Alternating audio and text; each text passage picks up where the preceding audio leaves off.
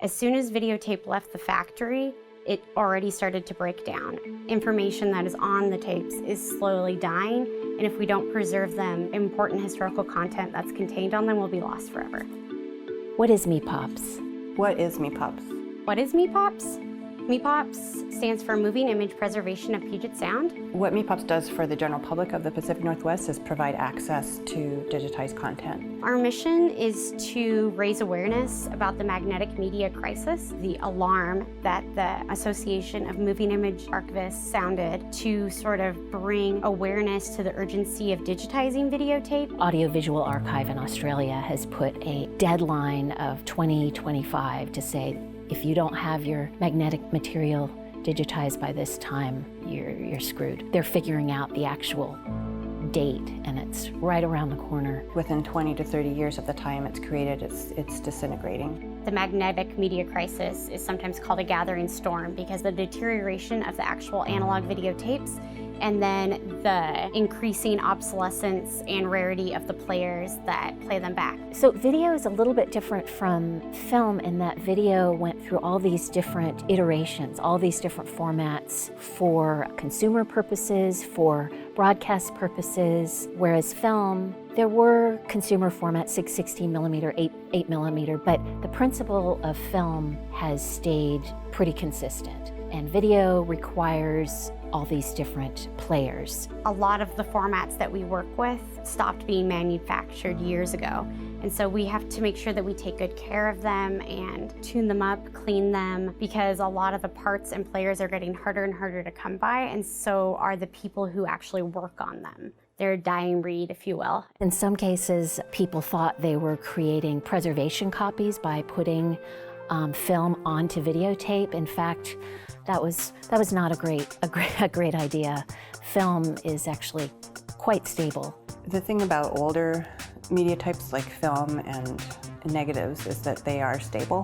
30 years from now, you're going to be able to view them. 100-year-old nitrate film, in some cases, is still around and looks gorgeous. Whereas video, for its manufacture, had a completely different purpose. It was more of a kind of democratizing format for shooting. It was a lot cheaper than film, so not only were professionals using it, but also amateurs and just the average person was able to buy videotape and record. There was plenty of access. You could watch your VHS tape of a film, but now that VHS tape needs a lot of help. We have to keep up. We can't just sort of settle back and say, okay, we're finished. Despite the fact that we're working with old materials that have their fixed content, the way we view that material, the way we store that material is going to just keep changing and evolving. A lot of the time, videotape is capturing real people doing real things. That might sound personal and boring, but it really encompasses so much of Seattle and Seattle's history that it's valuable to the general public and great for them to be able to access it. The public is able to see files digitized at MePops on Internet Archive, where we create collections for each group so that they can, based on that institution, go in and view the content on their personal computer.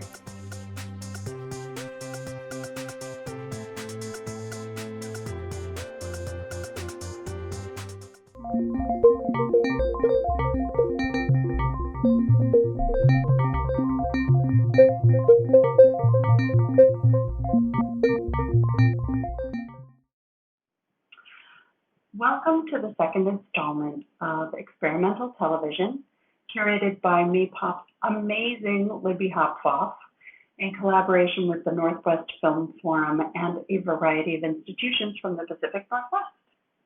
My name is Hannah Palin. I am the Moving Image Curator at the University of Washington Library Special Collection. And today's screening features the work of Seattle video artist Doris Chase. And there's a great documentary included in the screening that will give you a really good idea about her and her work and her vision. But I just thought I'd take a moment to give you a little bit of a backstory. So I met Doris Chase years ago. It was 2002, 2003. And I was working on a grant-funded project at special collections, and I was really new to the profession, and I knew just enough about film preservation and archives to be dangerous. And then Doris came in with her son Randy to look at videotapes that we had in her collection, because they were putting together a DVD compilation of her work, and they just wanted to see what we had at the U and what shape the tapes were in. And so I dragged out an old TV stand, that's the kind that you would have found in the 1980s classroom, and it had a gigantic monitor and this huge 3/4-inch videotape deck, and I was nervous. I didn't know much about Doris's work, and I really wasn't, just kind of new to the whole procedure, but the one thing I did know was videotape, and I knew that these were fragile. So we started playing them, and I just held my breath every single time I had to take a videotape and put it into this gigantic video player. And Doris and Randy spent 2 days in my tiny little work area in the basement of the Allen Library, arguing back and forth about the work, about the tape, about the image, about what she remembered and what he remembered.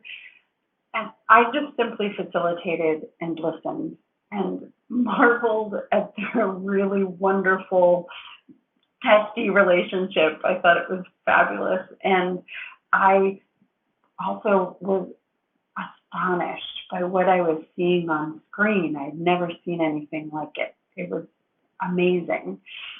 And while we were working together, we did run across a few tapes that were not in good shape, and we just opted to put those aside, hoping someday in the future we'd figure out what to do with them and how to make them work.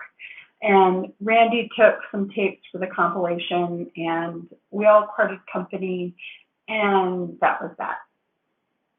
And I never had the pleasure of seeing and spending time with Doris again, and I really regret that I didn't reach out before she passed away in 2008.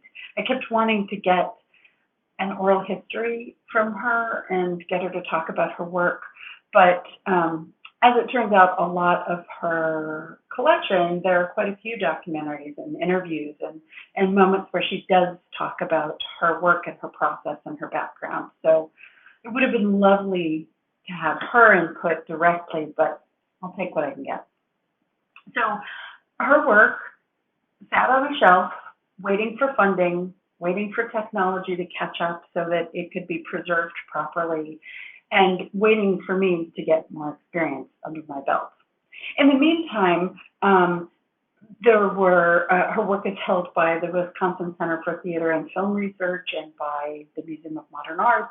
So there are other places that were also working on what they had in their collections of Doris's work. And then in 2017, the Henry Art Gallery at the UW mounted a retrospective that was really all-encompassing. And Randy was absolutely instrumental in making sure that Doris's video work was handled properly and that he got the best version possible from wherever he could. It was an absolutely glorious exhibit. It was filled with Doris's sculpture and painting and her moving images, and it was just beautifully done. It was so amazing to see. I was so happy that I had the chance to be there and experience it. And even after all that was said and done, the UW collection of Doris's work still sat on a shelf. Until now, Moving Image Preservation of Puget Sound included Doris's collection in a grant to digitize important moving image collections from the Pacific Northwest. I wrote a grant to create a podcast series called Beyond Scope and Content in order to focus on women filmmakers in our collections, and obviously Doris will be a big part of that, and that will debut in the spring of 2021. And now we're able to bring you her work to the general public through a series of moving history screenings here at the Northwest Film Forum. So the thing to know about Doris's work is that she was always ahead of the curve, and was willing to do whatever she could to make her vision a reality. Her career touched important art movements. I mean, she was taught by the great painters in the Northwest School here in Seattle. She dove into experiments in art and technology movement, working with Boeing engineers to create early computer animation. She collaborated with experimental filmmakers, notably Frank Brown and Robert Olvey, who helped her with some of the process photography that she needed to create the work that you're going to see tonight. And she dove headfirst into creating video art when she was urged to do so by people like Nam June Paik when she moved to New York in the early 70s. We need more Doris Chase in the world. That's all there is to it. So she was an amazing artist who did really interesting work. And now you get to watch it too. So next month, stay tuned because MePops is devoting 2 moving history screenings to Doris's work. And there's more to come. So thank you so much for coming this afternoon, and I hope to see you again next month.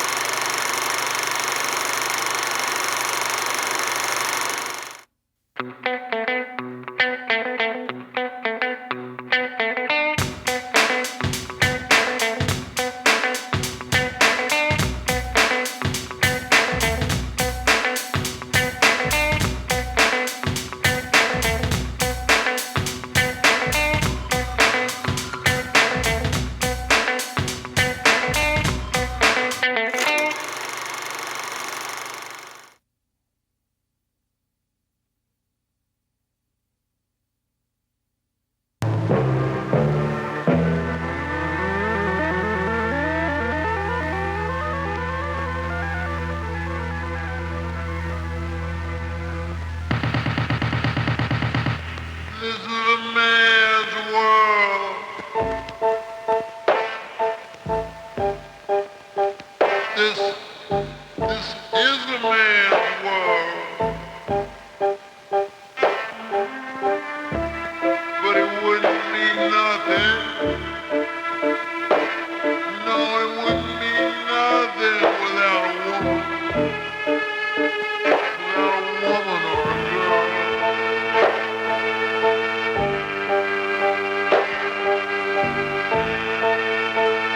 You see, man made the call to take us over the road. And man made the train to carry the heavy load. And man made the electric light to take us out of the dark. And man made the boat for the water, like Noah made the ark. This is a man's world.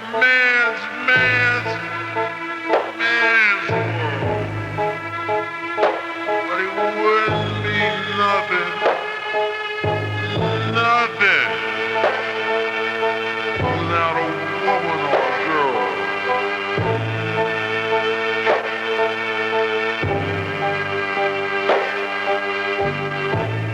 Man thinks about a little bitty baby girl and a baby boy. Man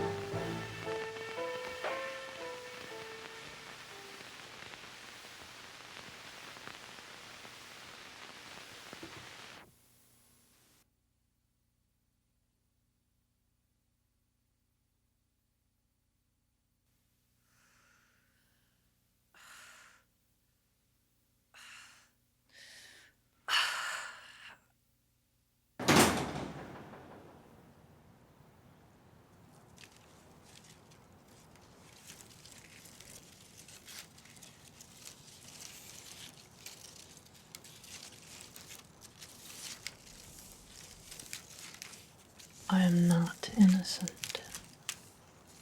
I course for my way. I speed through time's superconductivity, eyes wide open, searching for my desires with rapacious vision. They would not let me go on account of my knowing. My innocence was tested, my thoughts were not pure. I have tried things that have altered me. I await the moment, hunting for the turning point, the lifeline of perpetual creativity. This is what prevents my passage through the luminous gate, where all who are whole share in the childlike pleasure of knowing immortality.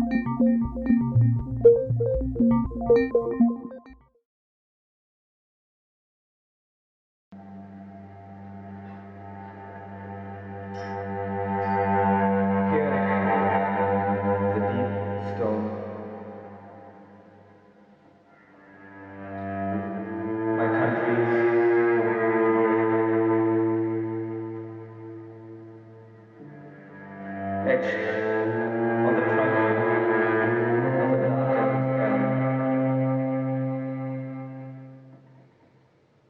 Initials.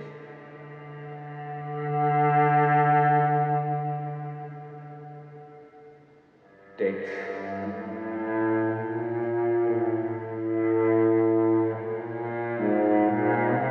The scars remain.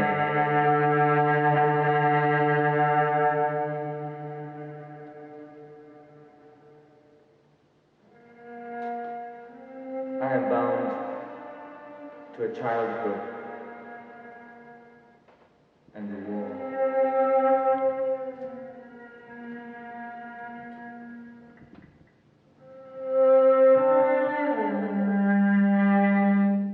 The self awakens to the press of things.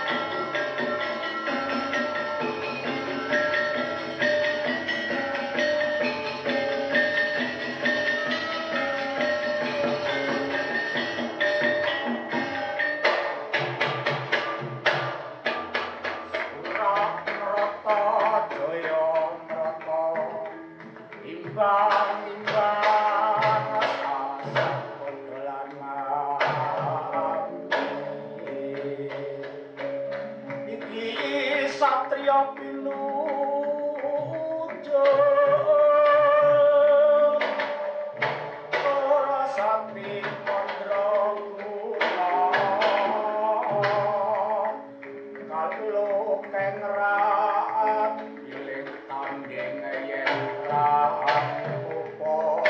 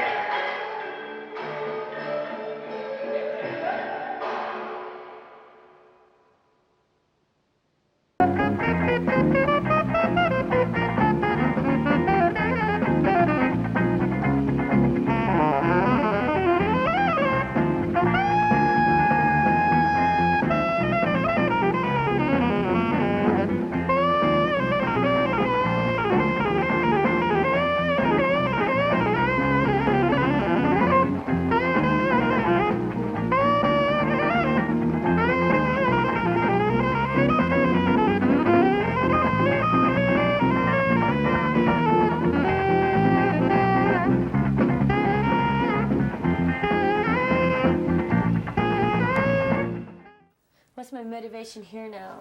Same thing. You're getting on the plane. You're leaving the country. You have a whole new life. That's your motivation. Let's see you do it. Okay, go. Go!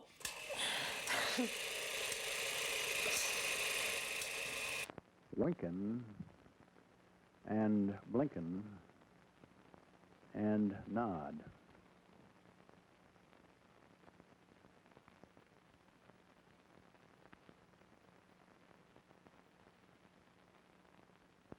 Winkin' and Blinkin' and Nod one night sailed off in a wooden shoe, sailed on a river of crystal light into a sea of dew.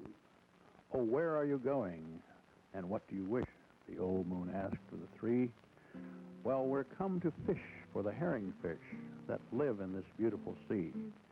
Nets of silver and gold have we, said Winkin' and Blinkin' and Nod.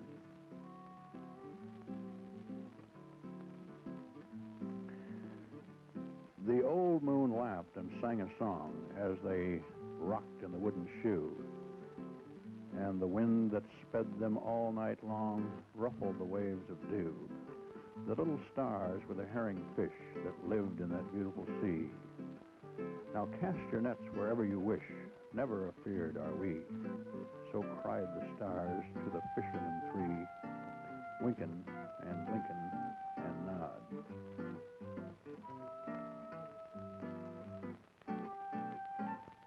All night long their nets they threw to the stars in the twinkling foam.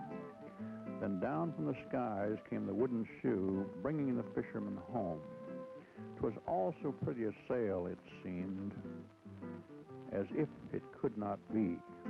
And some folks thought 'twas a dream they dreamed of sailing that beautiful sea. But I shall name you the fishermen three, Winkin', Blinkin', and Nod.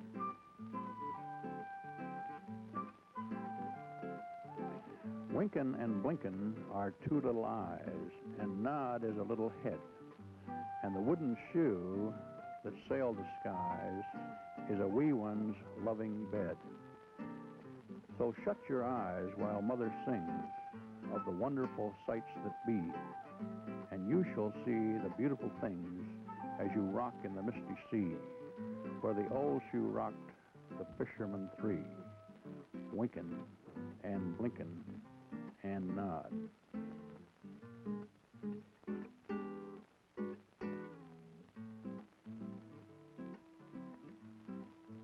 Into the dream of dreams they sailed. We sail on our silvered sea.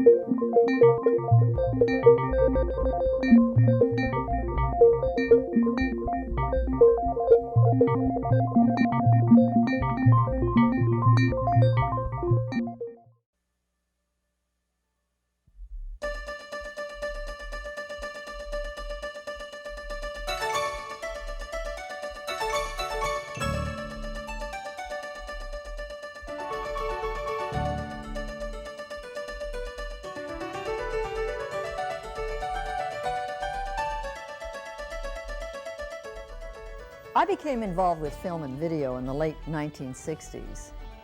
It was a time when some of us who were painters and sculptors became enthusiastic about new kinds of technology.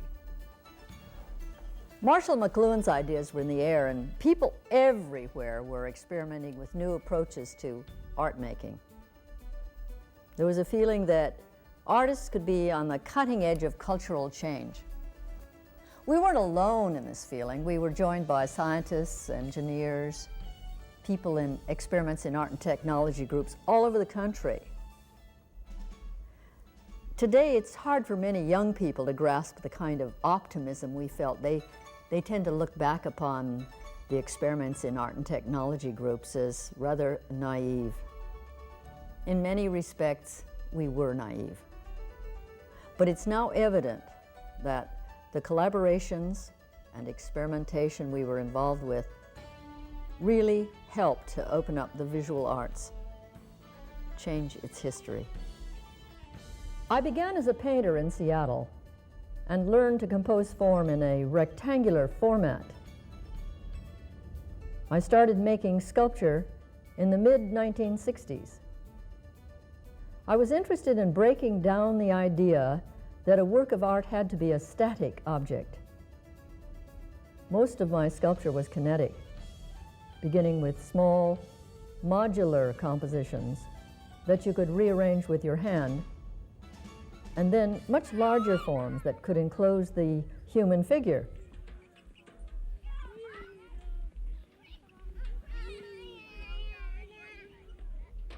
I consulted with engineers about the technology of bending, processing, and laminating, and the responses I got were extremely helpful. The large works were a kind of mini architecture, and I used laminated wood and steel.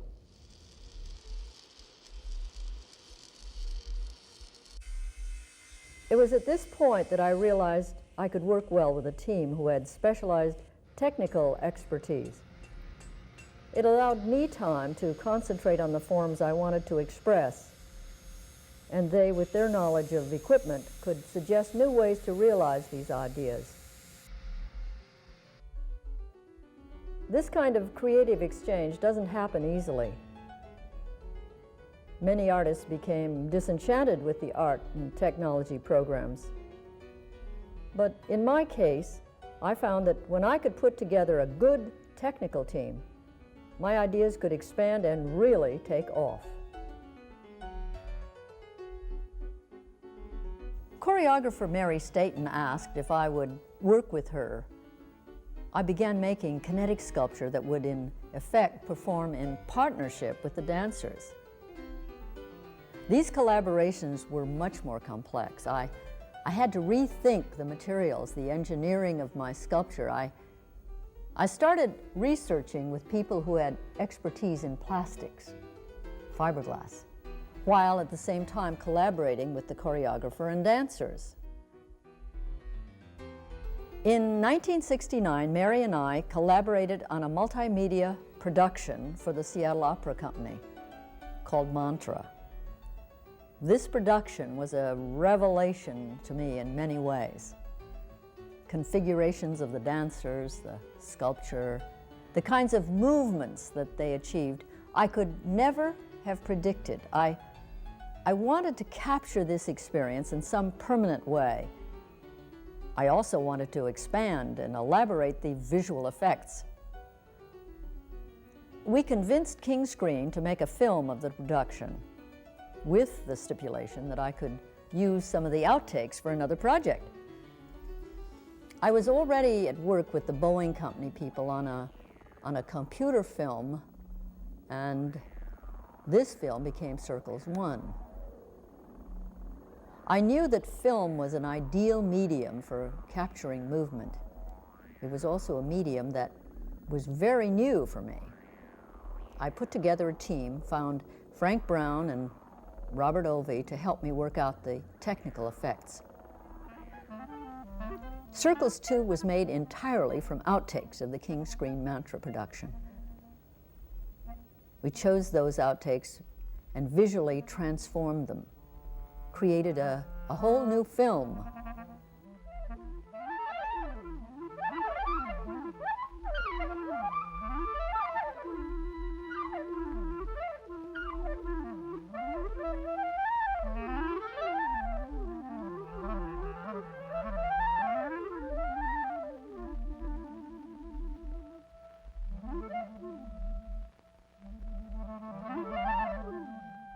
Most images in Circles 2 are composed like a traditional easel painting.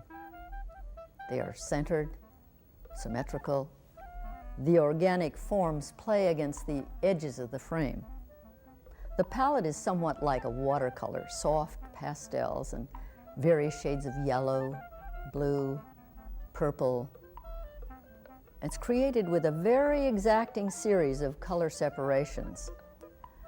I approached this film as a kind of painting in colored light, also as a means of capturing the kinetic energies of sculpture and dance. The content, in other words, was as important as the form. I felt I was moving with the spirit of the time, leaving behind canvas and paint in favor of multimedia technology that could reach larger audiences. I continued working on multimedia productions with sculpture for dance and also creating new versions of these dances for film and video. This is the same footage processed with a video synthesizer, giving very different experience of dance. It's a dance that could not exist on stage. I moved to New York in 1972 and was introduced to the latest video technology at the Television Lab at WNET. This experience was a revelation. I found there was a whole range of visual techniques I could create on video more easily than on film. One big drawback to video then was the difficulty in editing. Sometimes I would shoot on film, do my editing on film, and then transfer to tape to create the video effects. Other times I'd shoot on video, then transfer to film to edit. In the early 1970s, I began working on my video sculpture series, which I continued to create for about 10 years. I was dealing with a new definition of kinetic sculpture. Each of these tapes begins with a shot of one of my sculptures or a graphic. These are small modulars. This tape is processed with a Rut-Etra synthesizer. I could manipulate the shape of the image, its position on the screen, its pattern of movement. I worked with multiple cameras, changing lights, sequencers, a variable speed turntable. Here again, I worked in a team situation with someone who not only knew the equipment, but could push the capabilities of the technology. Pierre Boda was of inestimable assistance, as was Steve Rutt. In 1974, Stan Vanderbeek and I taught a workshop in experimental video at Brooklyn College. Immediately thereafter, I began work with the Brooklyn College Dance and Television Department on a project specifically designed to refine and expand the idea of dance for television. In the tapes, The video dances we created could not exist on stage, not just because of the special effects, because of the proximity of the camera. A close-up lens can give a much more intimate, empathetic relationship with the dancer's movements than you ever have on a stage production.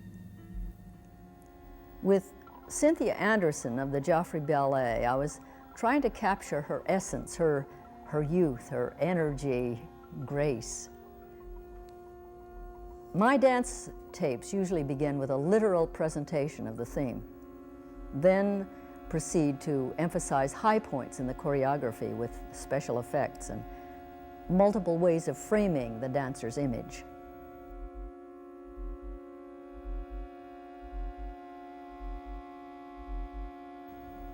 In the Brooklyn College tapes, I would often use the technique of debeaming, which creates the liquid trails of color. Debeaming occurs when you manipulate the color guns in the camera control, a disruption of the normal operation.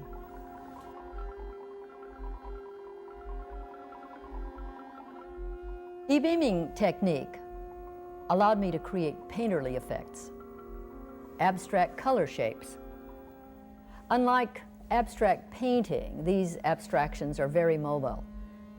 With debeaming, I could translate physical movements, kinesthetic experience into visual equivalents.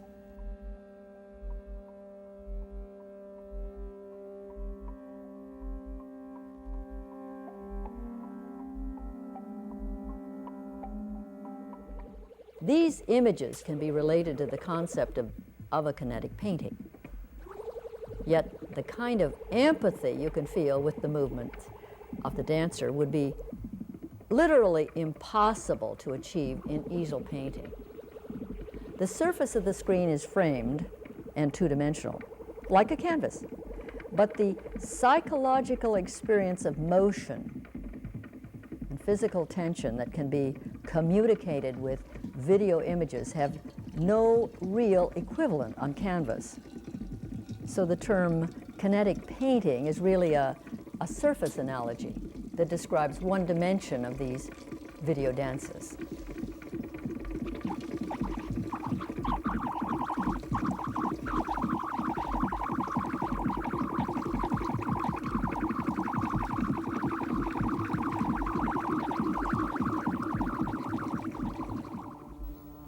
I began a series of collaborations with dancer-choreographer K in 1975. Even though the kind of movement she uses are often slight, intimate, at the same time they are very tense in their angularity and compression. I wanted to amplify the drama of these small movements with an intense range of colors. Solarized images like these are created by reversing polarity and using a colorizer.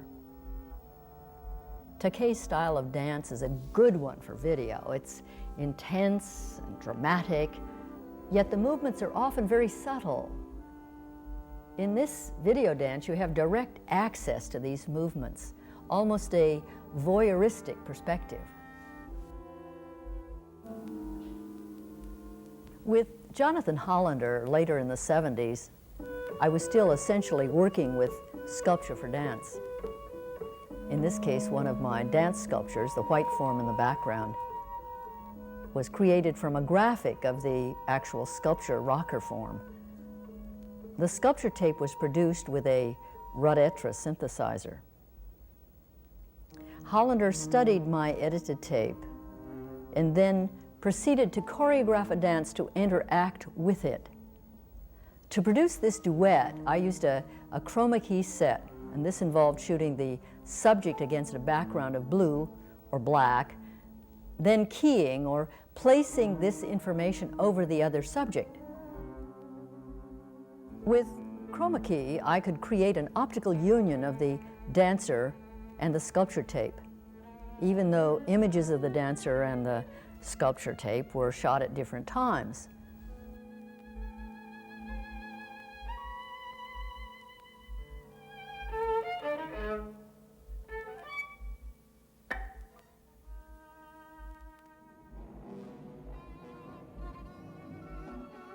By the end of the 1970s, I felt that I had pushed the existing video technology as far as I could. My video dances evolved to an ever more painterly direction.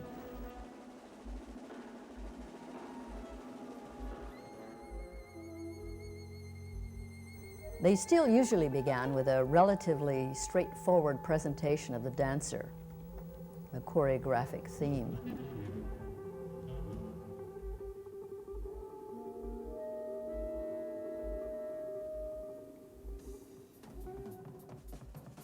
In the video with Gay DeLange from 1979, the images were created and modulated by using feedback, an outline generator, matte key, multiple cameras, a high-tech lighting designer, reverse polarity, and a D-beamed spectrum analyzer monitoring the music track.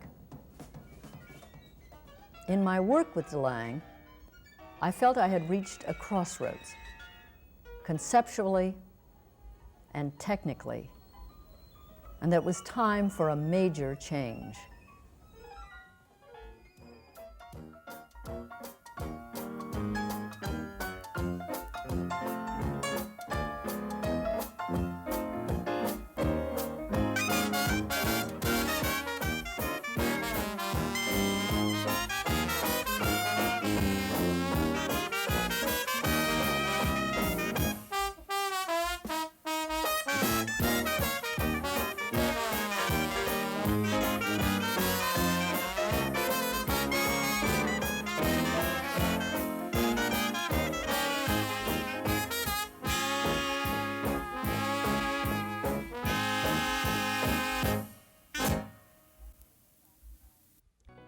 Like many artists who became involved with video in the 70s, the 80s was a time when I found that a lot of my early assumptions about video art weren't sound, especially ideas about distribution of video art to large audiences. Now in the 1990s, video art is at a crossroads. The tremendous promise in communicating artistic vision to people at home, outside the museums and art gallery, will continue to attract artists forever. Ironically, video is still an art medium of the future.